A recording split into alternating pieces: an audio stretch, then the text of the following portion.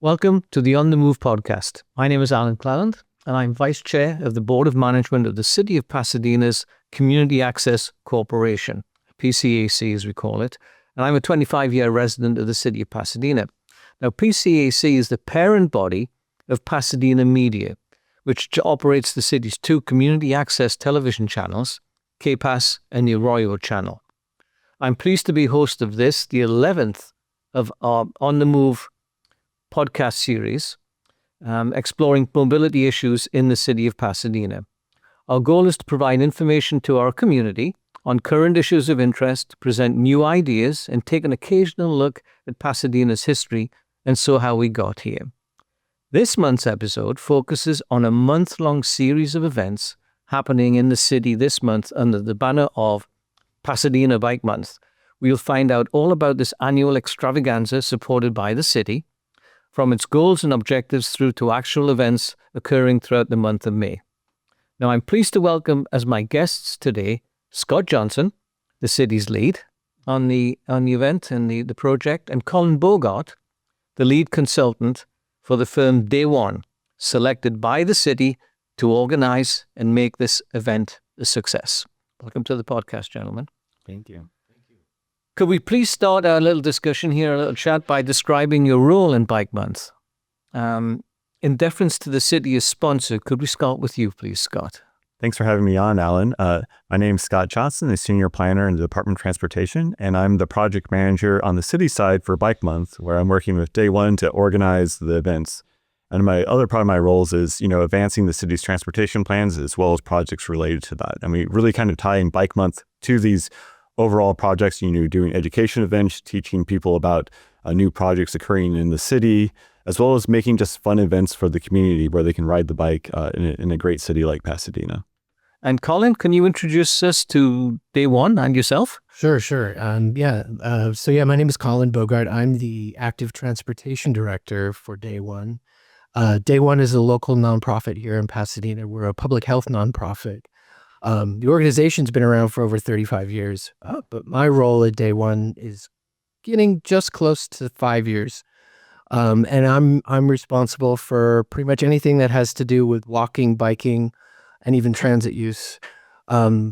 Essentially, Day One recognizes that active transportation, walking and biking is a public health issue.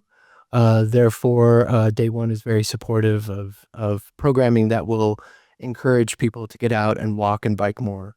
My role, as Scott mentioned, my role with Bike Month here in Pasadena is to be the lead organizer of the event. Bike Month is a national event, so it's celebrated all across the country. And so we're just very fortunate that here in Pasadena, the city supports us organizing a whole series of events all about biking in the month of May. Excellent. Very, very good. Yeah, we'll come back to that in a little bit later on about the history of the Bike Month. Okay. And it's not just tied to something that's happening nationally. Sure. Yeah, it's got quite a history in Pasadena. So, Scott, what are the department's current goals that you aim to support as you manage the project here? Yeah, like I mentioned earlier, kind of overall our goal is to promote kind of environmentally friendly, efficient ways to get around the city.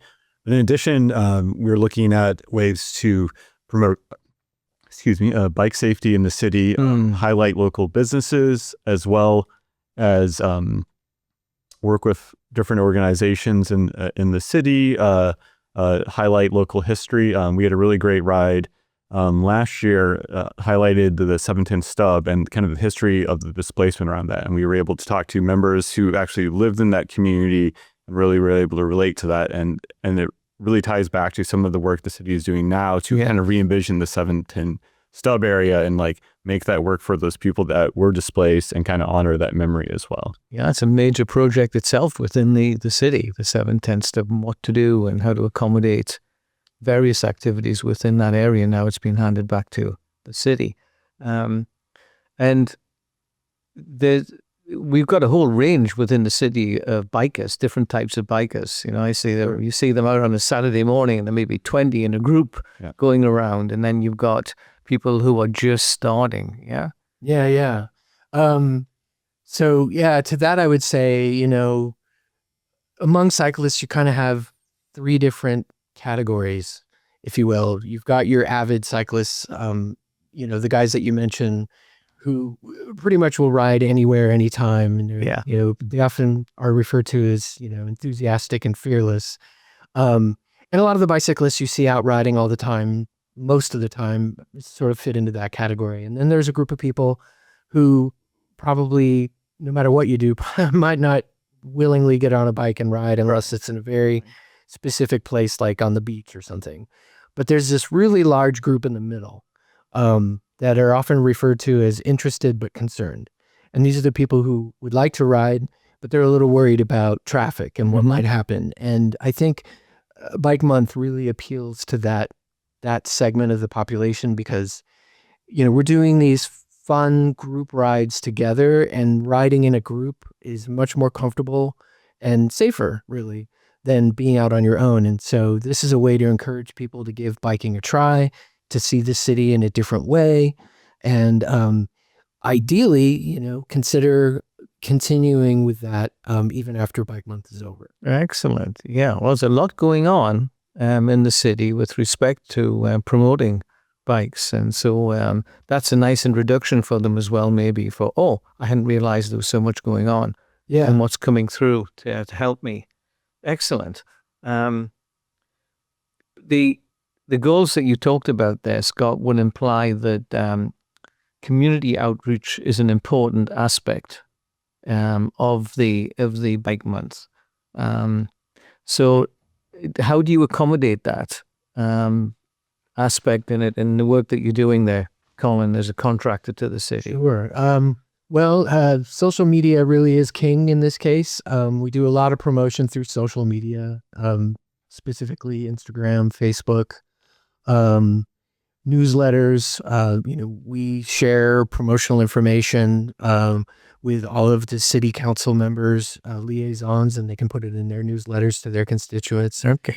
We also really get the benefit with Bike Month. We get the benefit of the city's public information office, who puts out a lot of the information on our behalf. Their audience is quite large too. And I would also add that, free listings in local media are out there and available. You just have to fill out a form online.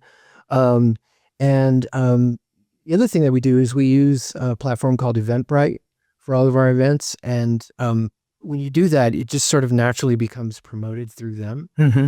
So we do get people who find out about events for Bike Month through that channel that maybe aren't really focused on the other channels that we're, so there's a bunch of different ways that Excellent. it out. Yeah, so you're really hands-on during the whole Bike Month approaching. We also do a lot of flyering and dropping postcards around local businesses, all the libraries. Oh, yes, I've seen the flyers around town, Yeah. Excellent.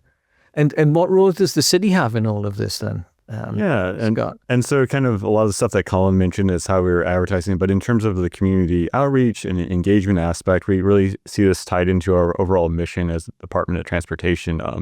For example, we're doing 3 kids-oriented events for safety education about that. One of them at Robinson Park, where we have a bike rodeo. And you might ask, what is a bike rodeo? But it's basically a little obstacle course that kids go around so they can learn skills. And going back to kind of our goals, that's one thing we're thinking about is how can we make events that work for people of all ages and abilities? So we have some beginners rides.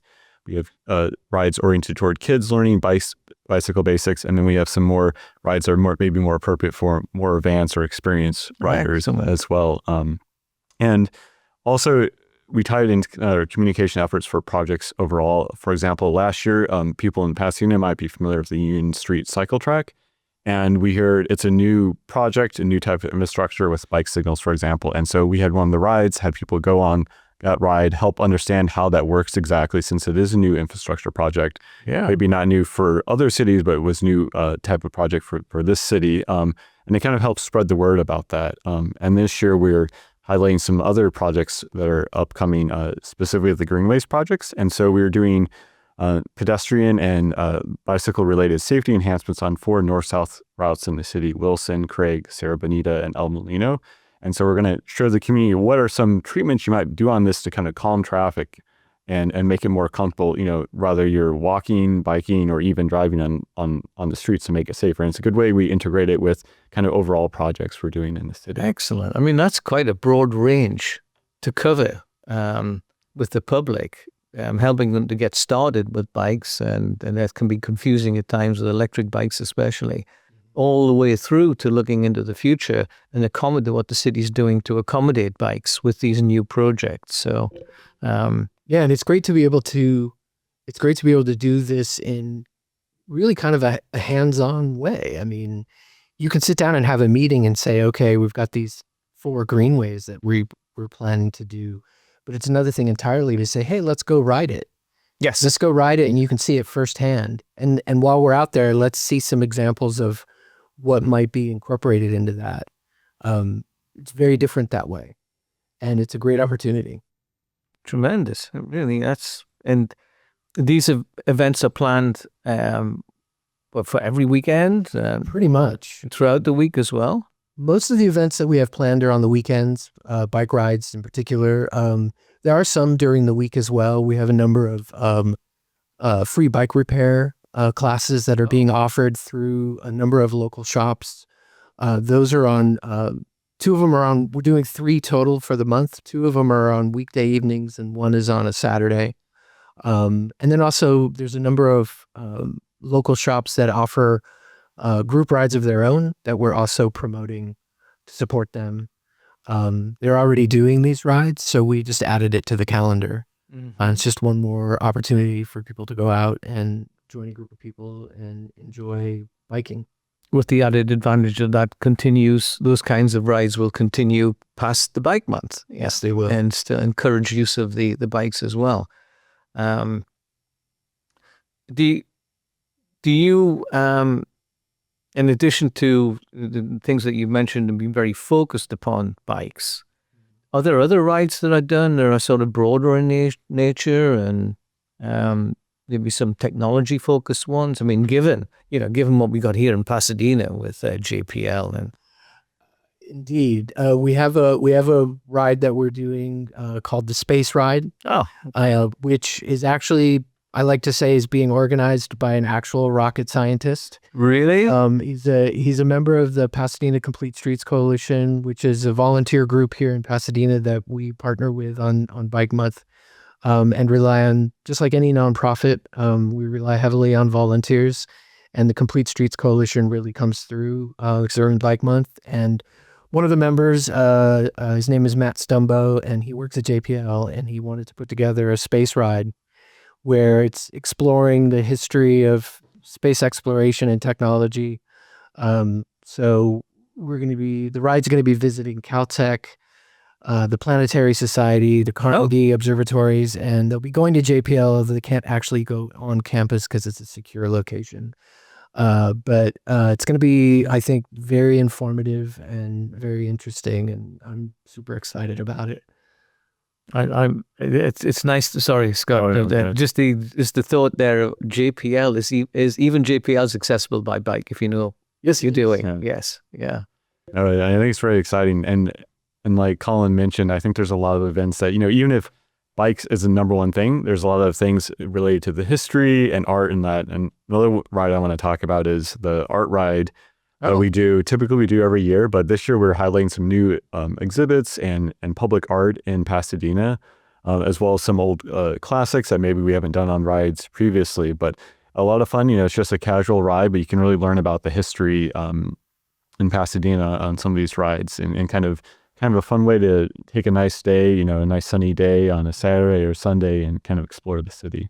And of course, these are aspects of the city, art aspects of the city that are there all the time that you may not be aware of if you're just driving past. Right. But if it's on your bike routes, you can easily stop. Presumably, you're not just riding past them and having a look. You're stopping. Yeah, and it's just really exciting to knowing the history of some of these things, and you don't know the context necessarily, and it becomes much more meaningful when you see that.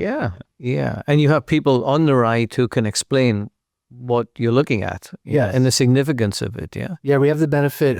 Corey Dunlap is a city staff member in the planning, cultural affairs division, I believe it is, and he is really kind of the curator of the ride. He chose the art that we're going to visit, and like Scott mentioned, there's going to be new pieces that are part of the city's rotating public art.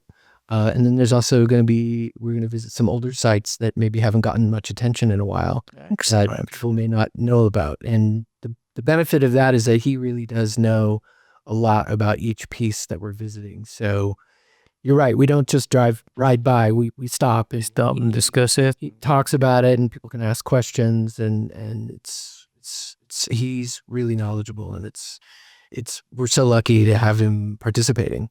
So from rocket scientists to art experts, we've got it all. We got it all within the events there. Yeah, we certainly try. Yeah, and so I've been a cyclist in the past, and with the introduction of e-bikes, I thought, I live on a hill, so there's a bit of a deterrent there.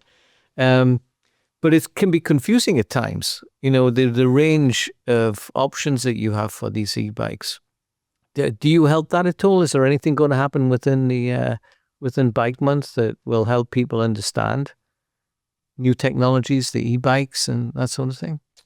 Yeah, one of the really cool events, we did this last year at Jefferson Park, but this year it's going to be near the Rose Bowl, kind of right at Seco and Rosemont. But what we're calling is the e-bike expo. And so it's a great opportunity. We partnered with local bike shops who sell e-bikes. And basically you can come there, test out e-bikes, all different types, from ones that are more appropriate for trails to urban riding, all in one location. So it's really kind of a fun activity, as well as we're going to have information on the rebate program that the city has from Pasadena PWP.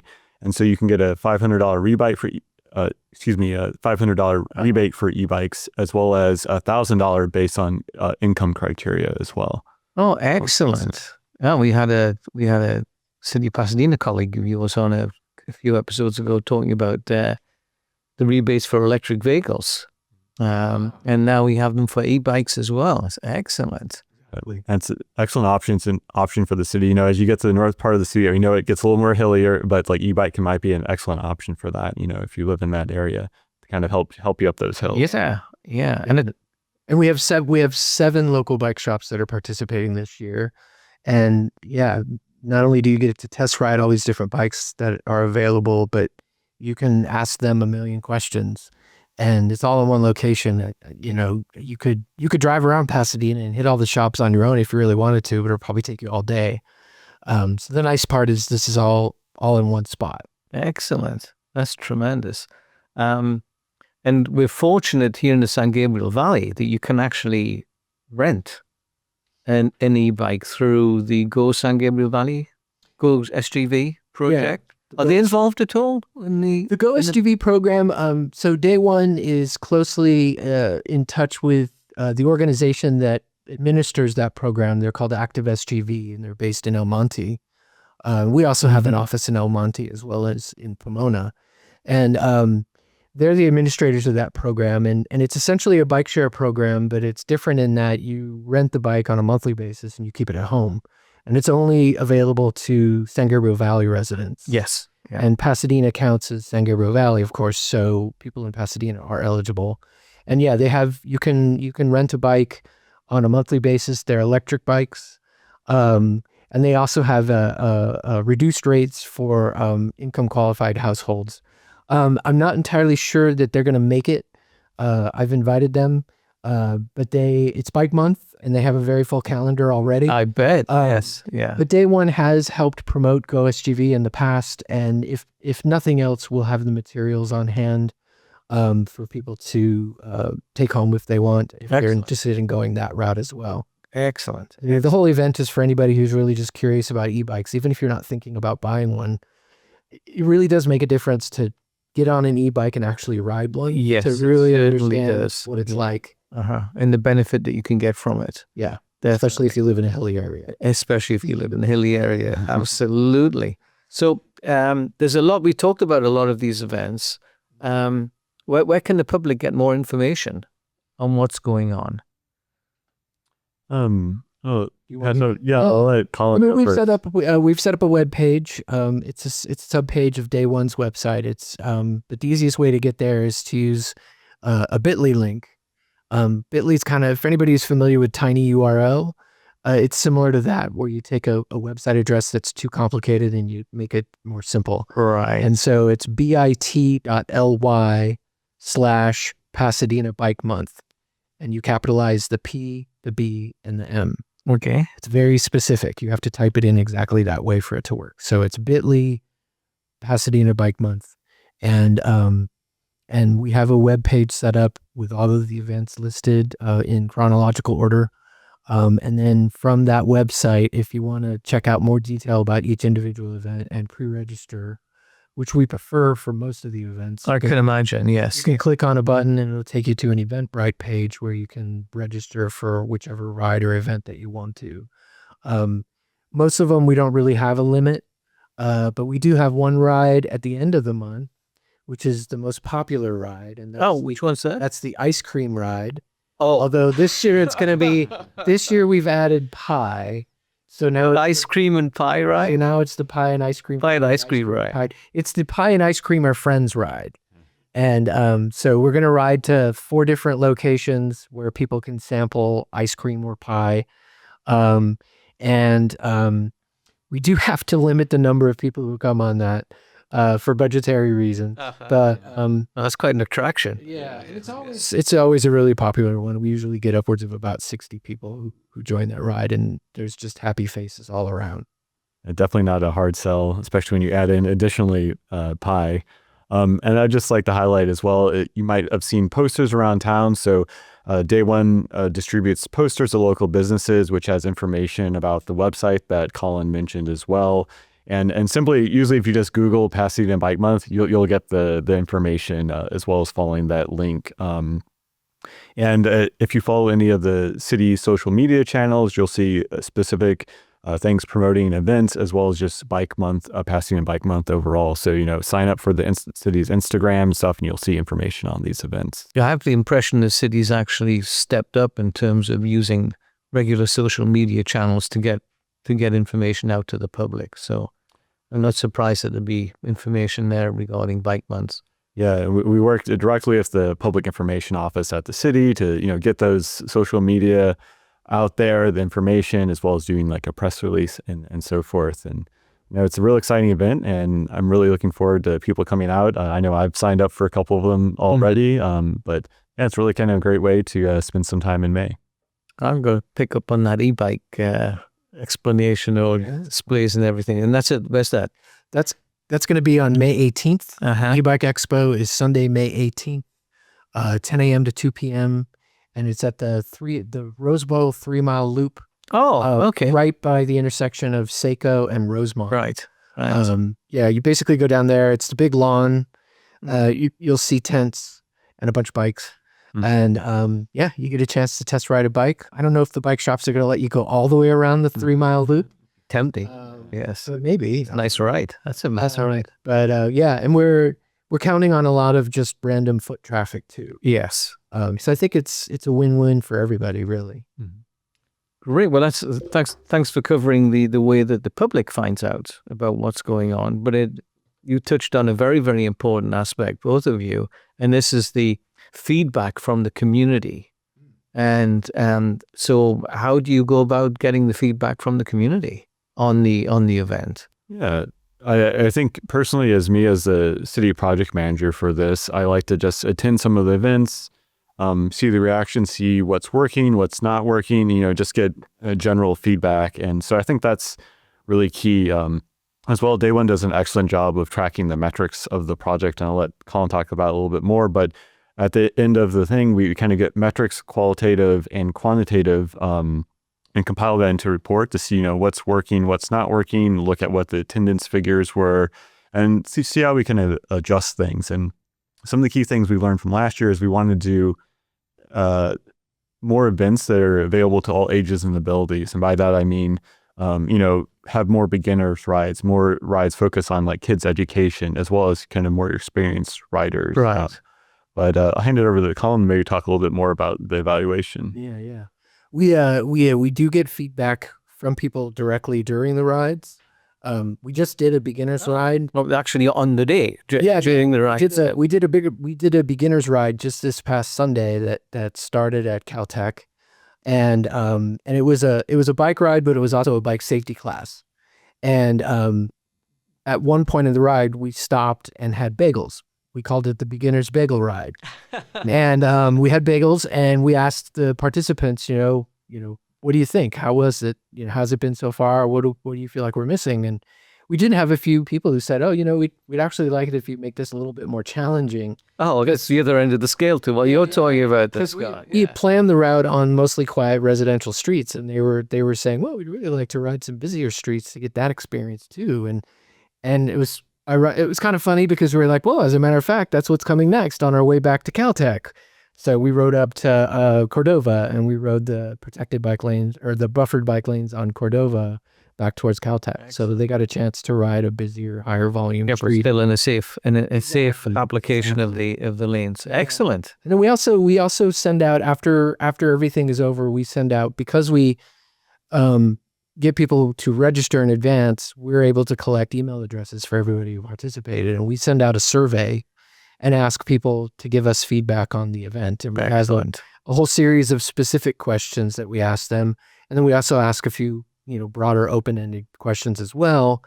And we send it to everybody. And our response rate on average has been 25 to 30%. Very good for cities like that. Yeah, which is generally a good return rate. And that helps us evaluate and fine-tune the event ideally for next year. Excellent. Well, talking about next year and in the future, just rounding off quickly here, Scott, what do you see as far as the city's concerned of bike months in the future? What activities is changing? Yeah, it's very fun to kind of think, what can we do more next year after we get this feedback? Obviously, we're going to be taking the feedback this year, but some general ideas we're thinking about is, Bike Month is great, get people very interested, but, after May, maybe we have a series of events, maybe at a less frequent cadence, but where you can, I got interested in bikes in May. Now I can take a class, for example, on bike mechanics or bike mechanic work, or more safety education class, or maybe throughout the year we can highlight local businesses where you do a ride and you end up a local business we'd like to highlight. And so I think we're just thinking about ways of, getting people engaged throughout the year, and most appropriate way to do that. And I think we will also want to continue just what we did this year of like making sure, we're reaching different people at different skill levels with these classes, and kind of really bringing broad brush approach. Yeah, bringing new people in and being able to experience biking in the city as we roll out new infrastructure, making it feel more comfortable and safer to bike ride in the city. So we're real excited to kind of try out new things, and we're always open to suggestions and comments from the community about how we can do better. Well, there's ways to do that, obviously, yes. Well, thank you both very much for providing us and the audience with quite some insight into Pasadena's Bike Month.